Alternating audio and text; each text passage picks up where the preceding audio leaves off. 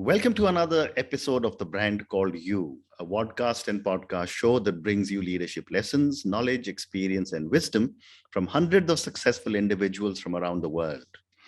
I am your host, Ashutosh Garg, and today I'm delighted and privileged to welcome a very senior professional from the corporate world, currently in Jordan, formerly in Bahrain, Mr. Ihab Hinnawi. Ihab, welcome to the show. Thank you, Ashish. Thank you for giving me the chance. Thank you. You are a great friend and great person. Thank you. Ihab is the former Chief Executive Officer of Batelco, which is Bahrain Telecom. He's also the former CEO of Batelco's International Investments. So Ihab, given the fact that you've spent so much time in telecom, and you have been part of the very significant growth this industry has seen over the last few decades, let's talk telecom. Let's start with asking you, what are some of the significant changes you have seen in telecom over the last 2 decades? Thank you, Ashutosh. That's a big question. And I think maybe if you ask this question to a layman person, as a normal user of any telecommunication, will tell you that, oh my God, we were using a phone of that size, now a phone of that size, Correct. speed, whatever. But if I want to put it from my perspective, how the shifts happened in the past 20 years, and probably I will split it in a couple of points. The first one is the era of the telecommunication between the voice era, like the 20 years back. That was the only communication was the voice. I don't want to go into telex and fax, but I'm talking about Correct. the telecommunication in that space. And then there was a new era came, which called the SMS era, which is the message. Okay, even when the BlackBerry were there, I mean, the texting was the main communication. Correct. It was a new, and then that the third one, which is the new era that happened in the past 10 years, was the data. Okay, what's the data usage? The companies or the telcos started to sell, instead of selling minutes, they started to sell gigabytes. Correct. And this is where the change of this. So this is, I would say, one of the main shift eras. Second one is the dependencies on the mobility. The 20 years before, in the early 90s, mobility was something that not very much accepted. So that's the mobility became a part of the economically, culturally, usage, whatever you think of it, mobility became something that we cannot probably live without the communication where we go. I would say another shift is the shift from a luxury service to a necessity service, something that we breathe. Now, the only thing that you go back home or back to the office if you forget is your mobile. You forget your wallet, you can carry on. If you forget your wife, you carry on. So anything you forget, Correct. you don't think about it. So I think that shift from luxury to necessity, that's probably a major shift in the past 20 years. And I don't want to mention the consumption of data. I'll probably give you numbers. That was not 20 years back, but 10 years back, the consumption of data per user, which is all the data used divided by all the consumers mobile, was around 1 giga per month. Correct. But now 1 giga per month, a couple of videos you download with a high definition or whatever. So it went up 20, 30, 50 folds in no time. So that's, I would say, the major shift in the telcos. I don't want to go in technology just to probably... Fascinating. So, it's interesting you speak about mobility. And when you were talking, I was just thinking, when I was growing up, mobility first meant in my father's house, taking your, rotary phone with a long cable to your garden. Absolutely. And then that evolved into the cordless phone. Exactly. And that was all mobility which I remember thinking of. But fascinating. But moving on, like most utilities, when mobile telephony came in, it was a very hot item. But now it's been commoditized.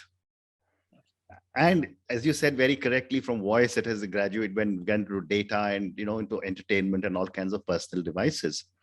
What are your thoughts on commoditization of the telecom world? Yeah, I think that's a normal and a natural, probably evolving of any service. So when the service became a necessity and gets a very high reach on the whole globe and the whole population, it's automatically turned to commodity part. And to be honest with you, that it became a necessity. I mean, even if you look at today, if you look at probably the UN human rights, between access to education, probably food, water, clean water, electricity, telecommunication connectivity became one of those human rights that is supported by the UN.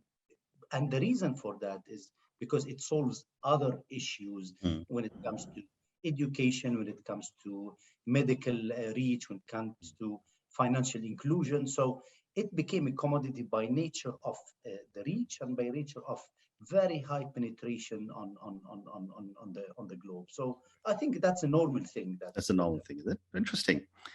And the other thing that is very interesting in the telecom world is consolidation.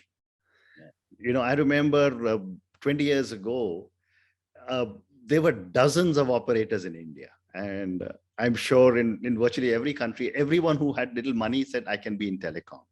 Yeah. Now there's a lot of consolidation happening. My question to you is, what is your perspective on whether current players will survive or will there be further consolidation? Yeah, that's a very, very good question. And actually, in every boardroom in the telecom space, every regulator or policymaker thinks of what is the correct number of telecom operator in a country. And there is a studies that you get to that. But to answer you on the consolidation and then the survival, I would say consolidation, we will see more of consolidation. Okay, and the reason of consolidation, again, it's a normal evolving in the maturity of any industry. If you look at the financial industry, for example, banking is much longer than the mobile, I would say, or telecom technology or sector is from an age perspective. So naturally, we've seen a lot of consolidation in the banking sector, in the insurance industry. So all the mature industries naturally goes to consolidation. And the reason for that is, one, when competition goes high, margin starts to go down, profits started to go a bit lower because of competition. Then you need to consolidate for a non-organic growth, I would say, or optimization of cost. Instead of 3 players, 2 is enough, and so on and so forth. So I would say we will see more of a consolidation. Okay. And I will come to that consolidation that might happen not only between telcos, we will see consolidation cross sectors, and I will come to that. Okay.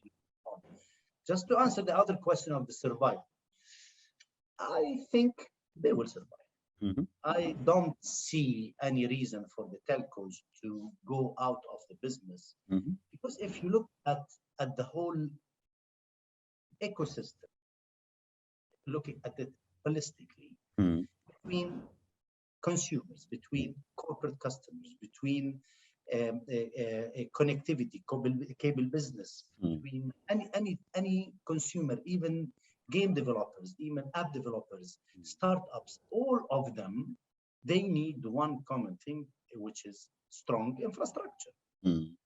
So infrastructure between cables, between copper, I would say, when it was copper, but now it's fiber, between the wireless, be it 3G, 4G, 5G, and more to come, or satellites. All these things are infrastructure that is needed for the new world of telecommunication usage. So all the telcos, they will own the infrastructure. Maybe their margins will go from probably double-digit yield to single-digit, because it's more of an infrastructure returns rather than, again, back to the commodities and the infrastructure. So I think they will. I don't see any reason for them not to survive yet. Telcos, which is like any other industries, with age, you become a dinosaur. You became a dinosaur. So if Correct. dinosaurs, if they don't transform, now show me any dinosaur in the street. So they go. So they That's need it. to do something Yeah. in order to transform Mm. and think differently. So that's my Very view. interesting. So, you know, a few minutes ago, you spoke about data. And I want to ask you my next question on data.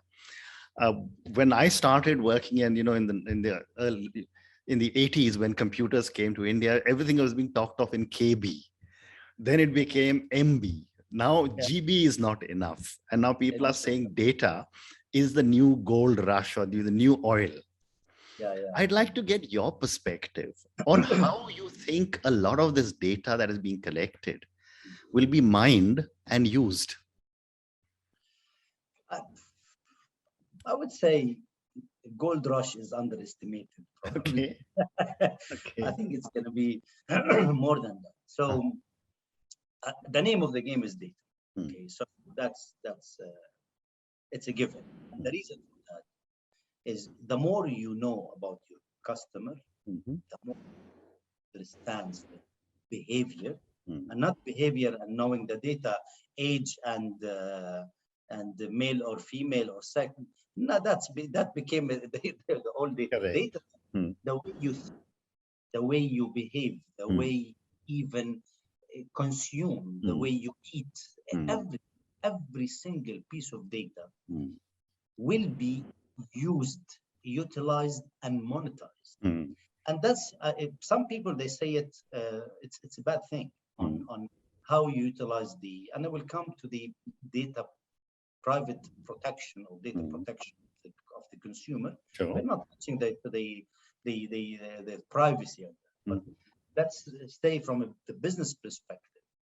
That the more you understand the consumer, be it a single simple consumer, 10 years, 15 years, or a large corporate, the more you understand, the more you can serve that customer in a better way.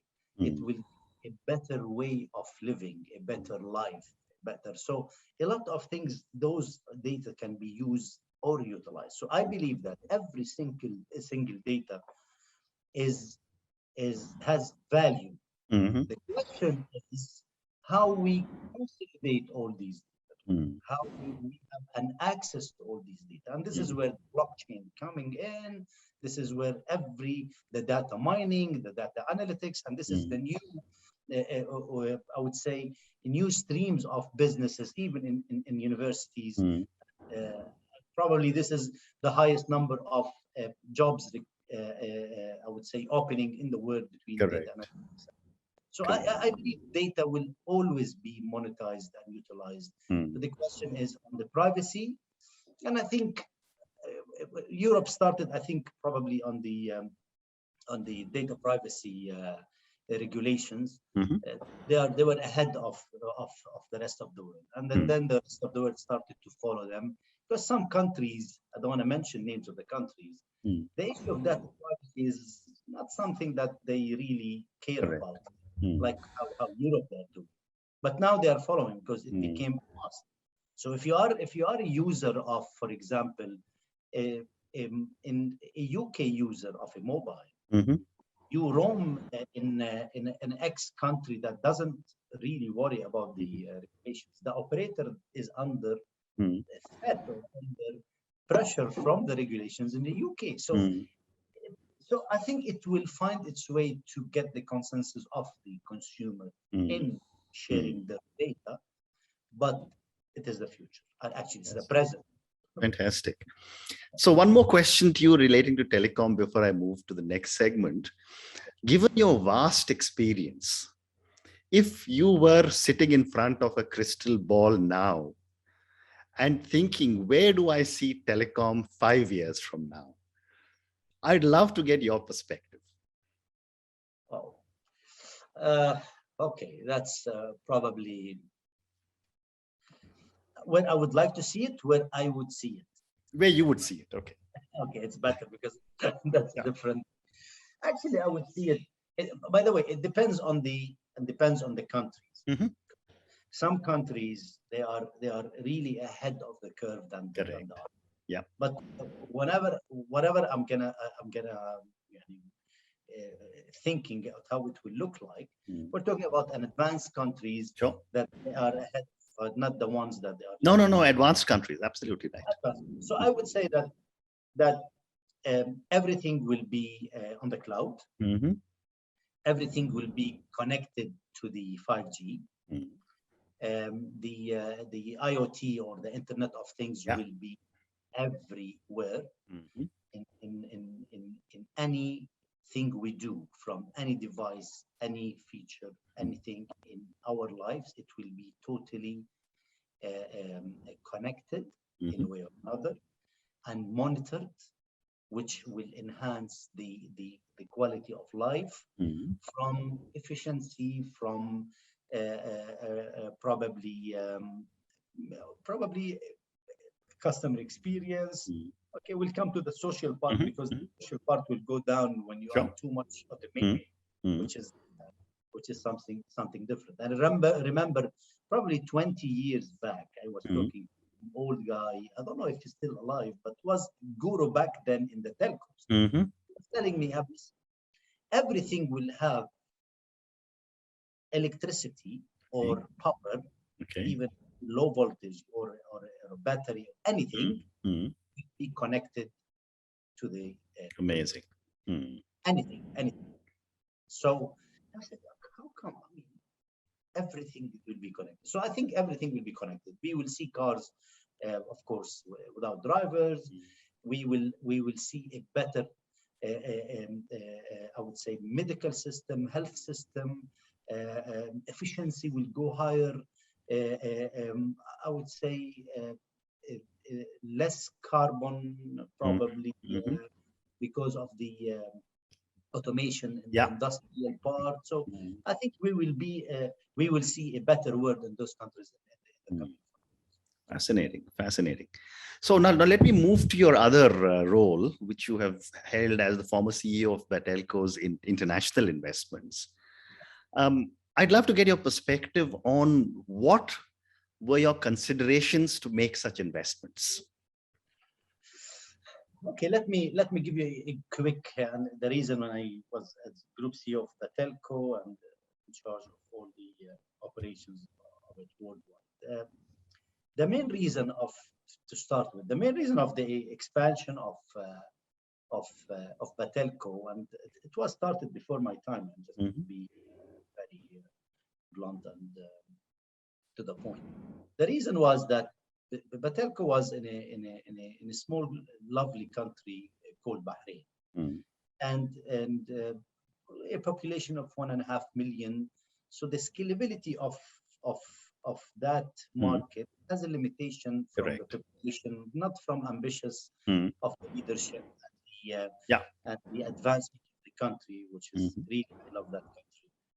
So the main reason, or the main probably solution for that, was to expansion geographically, where you go and you start expanding on a geographical part, which you create synergies, and then building, I would say, the telco group of such. And this is how it started. And then they started to invest in Kuwait, in Saudi, Jordan, and then they started to go globally in the UK, in the Channel Islands, and in the Maldives, in India. We had a telco back then, before some changes in the market happened.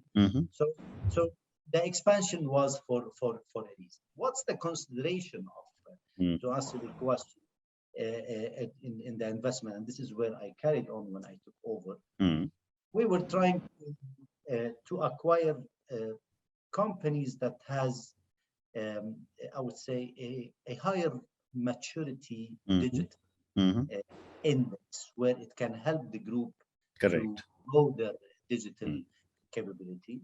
We were considering markets that has stability politically, economically, regulation perspective. You don't want to go to a country that the political or economical scene is not stable. So foreign investment also always looking for stability. We were looking in a market that not too big, okay, but a market that we can have a bigger stake in that operations and can digest from the size of the investments.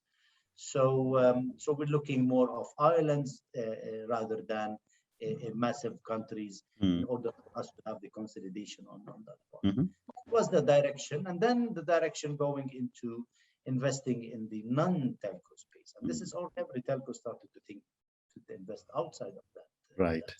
Be it in the cloud, be it on the data centers, be it on the fintech, or be it on the funds to participate in certain funds. So that was the direction. Fascinating.